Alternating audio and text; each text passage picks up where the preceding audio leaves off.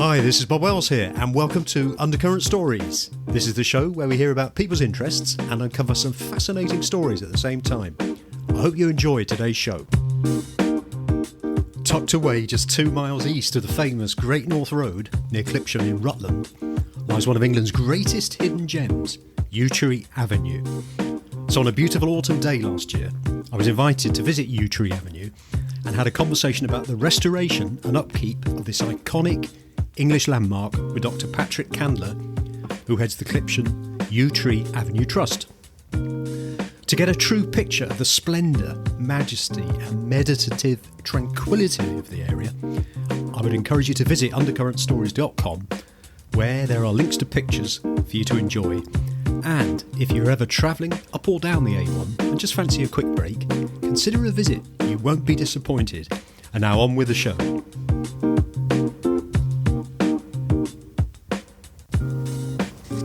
Hello and welcome to Undercurrent Stories. In today's show, I'm joined by Dr. Patrick Candler. Hello, Patrick. Hi, Bob. How are you? I'm very well, thank you. It's great to see you after all this time. I know, it must be 3 or 4 years. And I can't remember, it was on stage, but forgive me, I can't remember. You weren't doing the Status Quo tribute band at the time, were you? No, this was with a band I was with, I think, called Bianca and the Top Cats, but we also had another band called Flash, which was more of a sort of rock band. I think it was Flash. Yeah. I think it was Flash, because I don't think Bianca came to the last one we did, which must have been about 2018. I guess it must have been, yeah. So anyway, today we are on the Lincolnshire, Leicestershire, Rutland borders, to the east of the A1, level with Oakham and Melton Mowbray. And we are going to be visiting today, and we're actually in it now, Yew Tree Avenue. And that reminds me, Patrick, of that song by, I can't remember what it was, Electric Avenue, was it? Oh, that's some reggae guy. Yeah. Down to Electric Avenue. Yeah, that's the one. That's the one. And there was no electricity here. No, that's right. And I must have, every time I've been doing the research for this particular interview with you, Patrick, that song keeps coming on my mind for some strange reason. Now it'll come to mind. So, Patrick, how have things been over the last 18 months? Busy, surprisingly busy. I work in the kind of the woodland area. For my day job, I'm chief executive of the Sherwood Forest Trust. So I'm working in probably the world's most famous and possibly most best-loved forest. And occasionally I get to wear green tights. And then I come home, and then what do? I spend time working as a volunteer chairing the Clipsham Yew Tree Avenue Trust that about a couple of years ago, with the agreement of the Forestry Commission, took on the management of this, I have to say, and I use the word very carefully, unique site in the whole of the country. Yeah. Topiary trees, yes, you do get them, but they tend to be in either national trust or private ownership. And you pay £10 to £15 to go and see them, and they're beautifully kept. But actually at Yew Tree Avenue, you've got a near on half-mile avenue of about 137 trees, each of which are about 200 years old, and they have been topiaried, and they are free at the point of access, and we're open 24 hours a day. And actually, you don't get much better than that.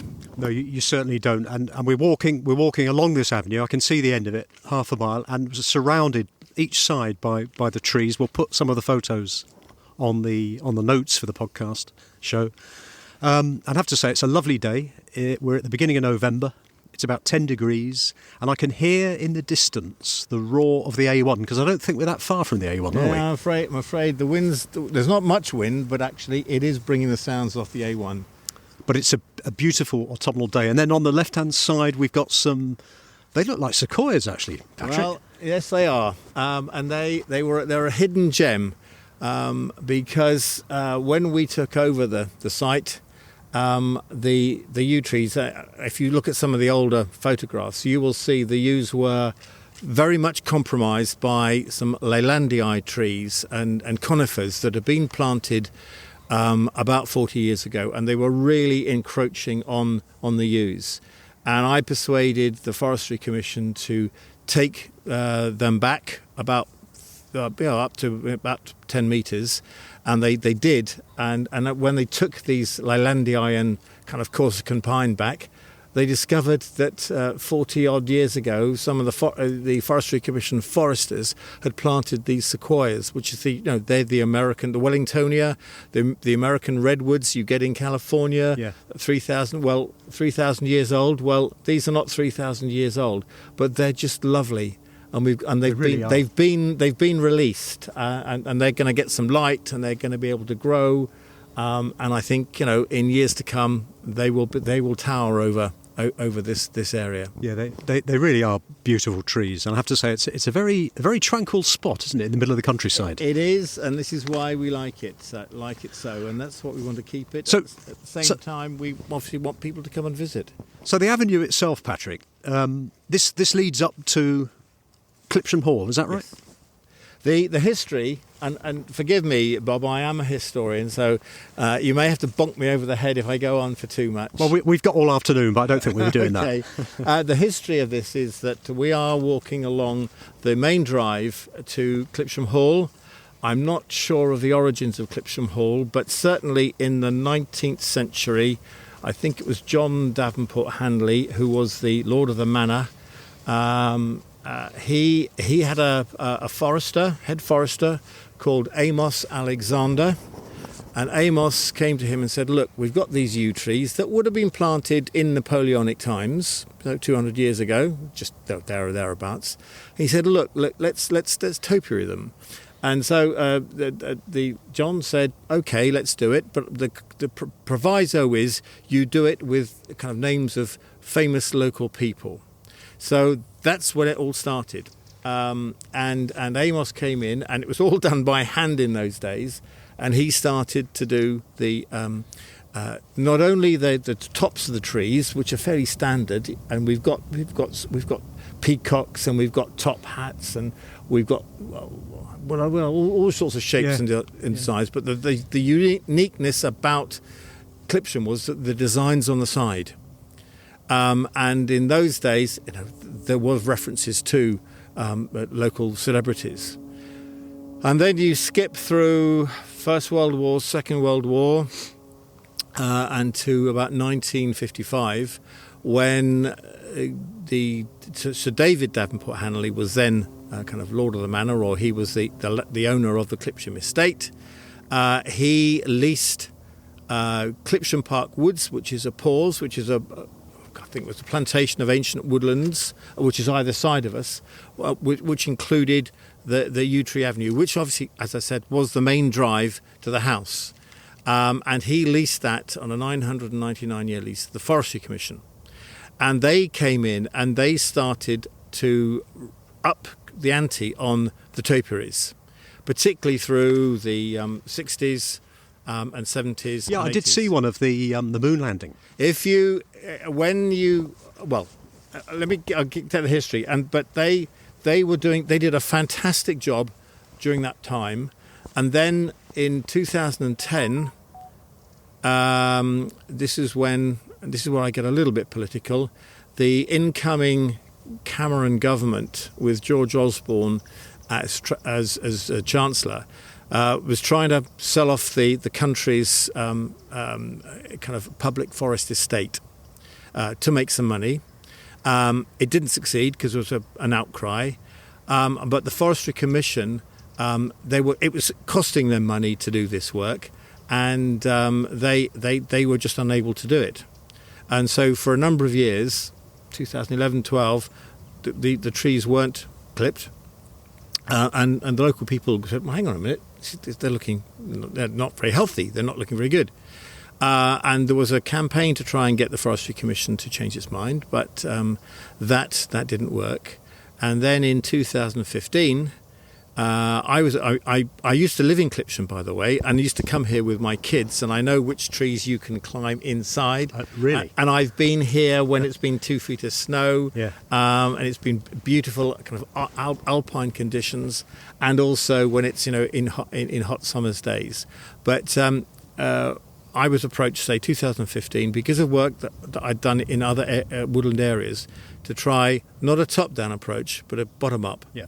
And to cut a long story short, we set up a community group that then started to negotiate with the Forestry Commission and do something which I think is quite unique, in that we said, OK, if we find the money, will you let us arrange for the management of the site, including the clipping of the trees on an annual basis? And they'd never done that before. In other parts of the country, they let people do litter picking and poo picking and things like this, but never the actual kind of technical management of the tree work. And yeah, we managed to secure a 20-year agreement with them. We take all the risks. We have to get the money, but we are now hiring in the people who will come and clip. Well, I was going to say, obviously, looking at the quality of the pruning, do you call it? Well, clipping. Clipsham. Yeah, it looks certainly very professional. Oh yes, I mean you can see. Well, it's so difficult. There's no camera, but actually we've got now we've got contractors come in. We have to get them, secure them by competitive tender, and they come in and they will spend a couple of weeks getting all these trees and back. How often will they come? Well, I had hoped they'd be here today, actually. Oh, that would be great if we'd seen them. Because it'd been lovely to see them at work, Yeah. but Noisy. they're not. Noisy. But no, not too bad. There's a bit of chainsaw and clippers, and they come in with their cherry picker, so that can actually, because I mean you're going up near on 10 metres. Some of these, so you have to have a big cherry picker to take them up. Yeah, it's difficult to actually. Yeah, we're talking about 10 metres, but to actually get the scale of it. So, like I say, the photos will be on the show notes, so you can actually have a look at some of these. So when when they were first planted a couple of hundred years ago, was the idea that it was meant for the public as well, or was it specifically for the people in the house? This would have been the main drive to the house, and I that's it. I mean, in those days, the villagers, the servants and the serfs wouldn't have come up unless they were doing work here. No. I mean, you'd have had an estate with a lot of workers, farm workers and labourers, but it wasn't a tourist attraction or a tourist destination that it became once the Forestry Commission took over, as I said, from 1955 onwards. And to say people were come and visit on a regular basis. It's a lovely place to walk. It certainly is, and myself living locally, I hadn't really heard about it. It's almost like a hidden gem. Oh, it is. I mentioned earlier, I don't think you'll find a place like it in the. I'm happy to be proven wrong.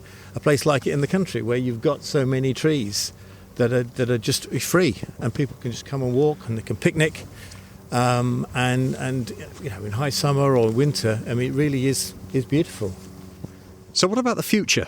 Obviously, it's now in a situation where it's kept well again. It's a lovely place to walk. What plans do you have for the future? Well, we took over in 2018, and we've started to restore the trees. And I mean, you can see where if they're not cut, how they're growing out, and then on the left hand side where they have been trimmed. And what we want to do is firm them up, get the leaf or the needles firm, because then once they're firmed up, we can then start the really technical issue of trying to get the designs on the side. So I think for example, 1960s, July 20th, 1969, a very famous day, because that's the day that I forgot his name. Who was the man on the moon? Neil Armstrong. Neil Armstrong. Yep. And there was a design that grew out of one of the trees. It showed the man on the moon. Yeah. And in terms of royalty, at each of Queen Elizabeth's kind of decades on the throne, there's been a 50th and a 60th anniversary. We've had a Spitfire, we've had a Concorde, there's been an elephant. There was David Davenport Hanley. He was the lord in the manor, estate owner anyway, who sold the estate. I mean, his initials were on the side. And if you go on our website or you pick up our leaflets, if you come and visit, you will see the range of designs that are there. Yeah. For me, the highlight of the website, Patrick, is the drone footage. It is good. Yes, this was one of our trustees. It was his son came up. I think it was May during our lockdown, so that would be May 2020, and it was just a beautiful day, and when you get that drone fly through, or whatever the word is, of the site, you just do appreciate its elegance and its beauty. Just talking on a slightly negative subject, disease. We keep hearing about different diseases of trees that seem to be growing. What's the situation here at Yew Tree? Yews are pretty resilient, but they do suffer. So for example, either side of the main, what we call the main ride that we've been walking, is a ditch, which has now been it's been trimmed out, because up until recently we would have let the grass grow, because this is a very species-rich site, and all the botanists and ecologists, they love these, until June to July time, it's quite wild, and then when we cut it and bale it and cart the grass off, and the ditches themselves have been cleared out. But as you can see here, you've got water, and that's not escaping. Now, yews don't like a lot of water on their roots. So one of the things we have to do is, as soon as we can, is we're going to try and take out maybe a foot on the bottom of these ditches, just to get back to possibly a hardcore base, so we get a soak away. The other thing that we get, and we haven't this year, is it's a bank vole. This time last year, a number of the yew trees, they had some brown branches or brown leaves, needles, and that's because the bank vole goes up inside, goes along, nibbles on the branch, and of course that then kills the branch, and that's when you get the brown branches or needles on the side. Last year it was really quite bad. This year they've gone. So I don't know where the bank voles are, but they're not around. They seem to be okay. Well, hopefully we won't see one. What about deer? Do you get deer in here? Well, we do, and it's interesting. 20, 30 years ago, there wasn't a deer, but we do. And there's an interesting fact here, because if you look at, let's see that tree there, if you look to about a metre up, you will see you will see that there's a slight discoloration, and then and you can see then where the needles have grown out. And we really didn't know what this was. And then we realised it was the muntjac deer. Oh, right. And what they do is that they come up. So this bit here, underneath, about a metre high, you will see on a number of trees, it's been eaten back. The fresh needles have been eaten back, and they are the muntjac deer. And they've nibbled it back brilliantly. It's absolutely beautifully tight, and it's level, and you could have thought you've done it with a hedge cutter. I was going to say, when I first saw it, I thought it was a deliberate clipping. No, it wasn't. And the other thing is, because yew is a poisonous tree, and so, for example, if you had sheep in here, if sheep eat yew, it will kill them. Oh. But muntjac deer are apparently they seem to be okay with it. Yeah. So they have actually helped us, and they have, in a way, they provided a guideline for the foresters to come in and say, well, look, if because when it hadn't been cut for a number of years, it really was, again, really higgledy-piggledy, and the health of the trees was poor. But again, except around the bottom bit, that's when, as I said, you've got a guideline. Yeah. And we're working to it. Mm. Any other wildlife to talk of? Oh, you've got badgers. You've got foxes. We had who is it? The Rutland, Lincolnshire and Rutland Wildlife Organisation came here in May. We had a bit of an open day, and they were here at 3:00 in the morning, looking for something. Birds waking up, Nobody from the committee was there at that time? No, not at that age. No, I came later. Yeah. But some of these. I mean, I've got to hand it to them. I mean, it was a bloody. Sorry, can I swear? It was a miserable day. It was a February day in May. But they came and they were doing all sorts of surveys. I said they were doing birds, early morning bird calls, and then through the day they were coming in and they were going through all the grasses and looking for the bugs and the invertebrates and the butterflies.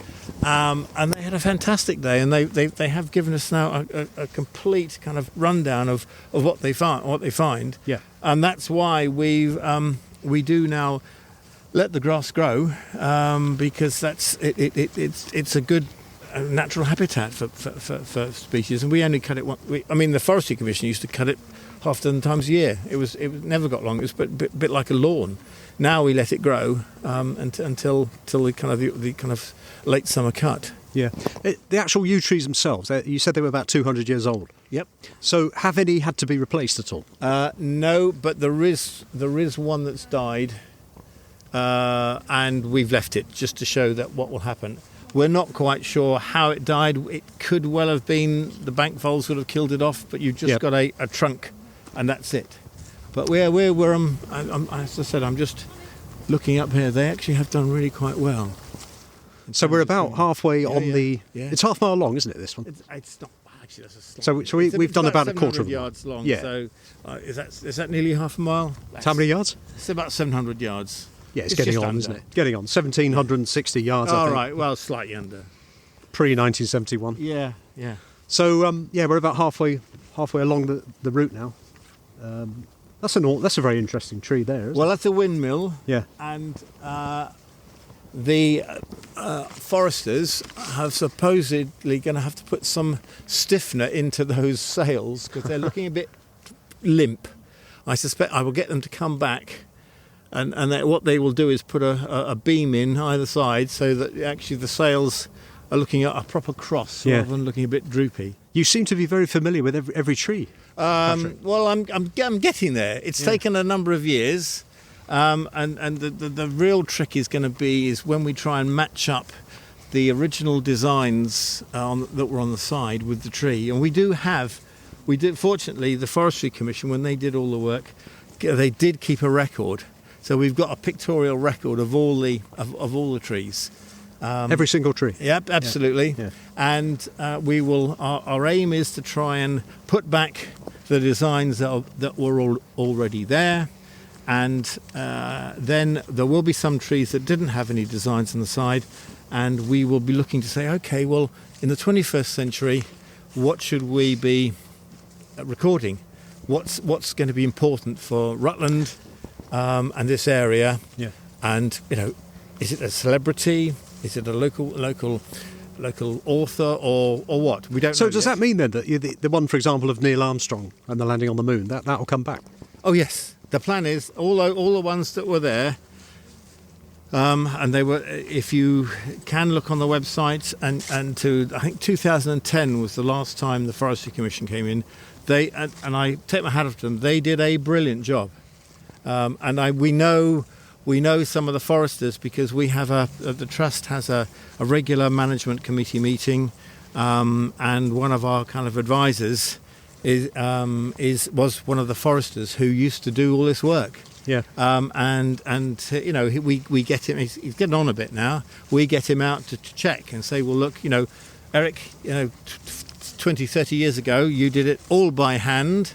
They might have had a few clippers, but I know I mentioned earlier cherry pickers. In the old days, they used to come and have to put scaffold up. Did they really? Yeah, it was ladders and scaffold. That's why it took them about 6 weeks. So how many guys actually were involved? They would have had a whole team. Yeah. Because each tree you have to, as I said, you've got scaffold in, and then ladders to get round the top. It took a long time. Yeah. With a cherry picker, you're in. You can whip round in no time at all. Yeah. How many other places are there in the country that have been allowed to, should we say, go into disrepute, and people need to come and sort them out? Well, that's a big question, and you. I don't know. The short answer is I don't know. But what I can say from my work is that there are many parts of the country where the natural environment has been let to, I say, go to waste. It has gone into what they call unfavourable management, where it's just been left. Now, I mean, we know there is a kind of a whole program called rewilding. And I guess we're doing that a little bit here. But at the same time, you do need all these historically, all these places would have been managed. You know, when going back several hundred years, they would have coppicing, that because the timber would have been taken for personal use, making tools, building, and the woodlands were managed. And then, of course, you cut them back, and then they will grow again.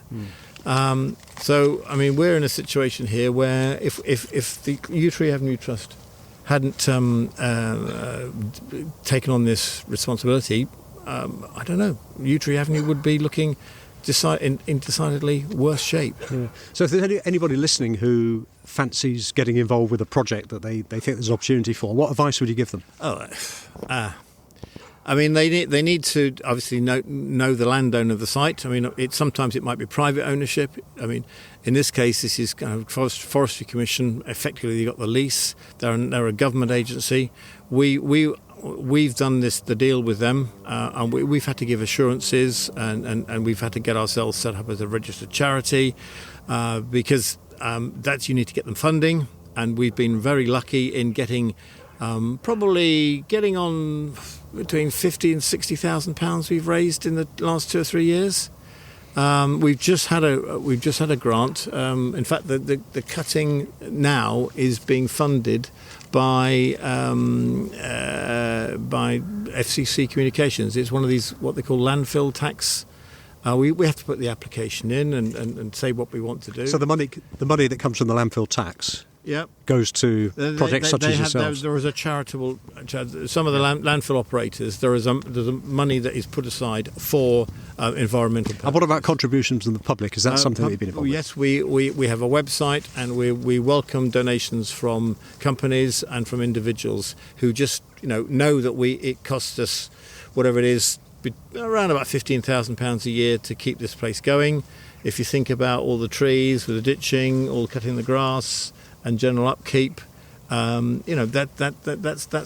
the order. Yeah. I mean, other things that we've done, for example, is that we've made some new benches for people, because when you walk from one end to the other, you maybe want to sit down. So we've got these made.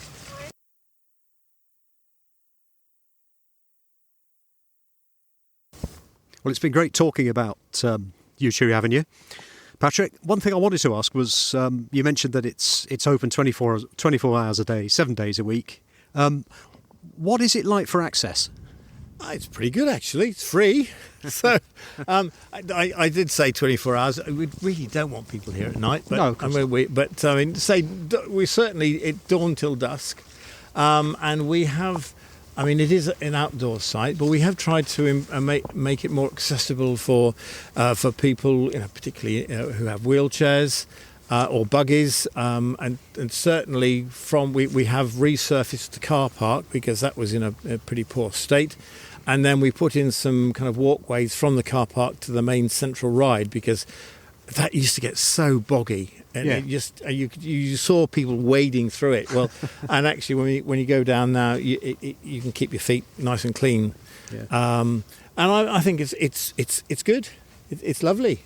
And not only that, you can come here for a lovely walk, and then within about 300 or 400 yards, you've got I think it's still a Michelin-starred pub, the Olive Branch. Oh, the Olive Branch, yeah, very nice. Yeah, fine beer, fine food. They've been actually very, very supportive to us, to the trust in the past. So we're really grateful to them. And I'm just looking now. I wish people could see because we've got a lovely November afternoon sun. We've got the yew trees, some of which have been really sharply defined because they've been trimmed. Others will get a trim next week. And behind them you've got some birch, you've got some ash, and they're all into autumn colours. Yeah, and I can see some oak We just walked past an oak, actually, Patrick, and I think in the distance, just the beautiful autumn colours we're getting up with the sun behind us, shining onto the trees. Yeah, it's absolutely gorgeous. So, if anybody's interested in coming here, I think we've probably whet their appetites a little bit, Patrick. What do they need to do? Where do they need to go to find out where it is? They just need to come up the A1 or down the A1, come off at a place called Stretton, and follow the signs to Yew Tree Avenue. We're about 2 miles off the A1, and it's just pull up, park, and then stretch your legs. We've got a website, but don't ask me what it is because I'm not very good on these things. And we do have, we've got some interpretation boards which give you a bit of the history that I've talked about, and we've also got leaflets. Please do. We are very keen to encourage people, nature lovers and others who just want to come out and just see what I think is a unique site in this country. Yeah. It doesn't cost you anything at all. It really is. So I'll put all those on the show notes with the website and all the details how to get it. So thank you ever so much for the conversation, Patrick. It's a pleasure. Really good to see you, Bob. Thank you. See you later. Bye. Bye-bye.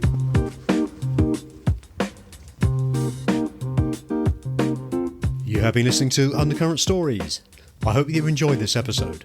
Please feel free to share the show link to your friends and family, and if you have 60 seconds, I will be most grateful if you would please rate and review. To hear more episodes, please subscribe to the show and visit undercurrentstories.com. If you leave your email in the link, we will notify you as soon as new episodes are released. Also, check out our social media links, details of which can be found on the show notes. Until next time, this is Bob Wells wishing you all the very best.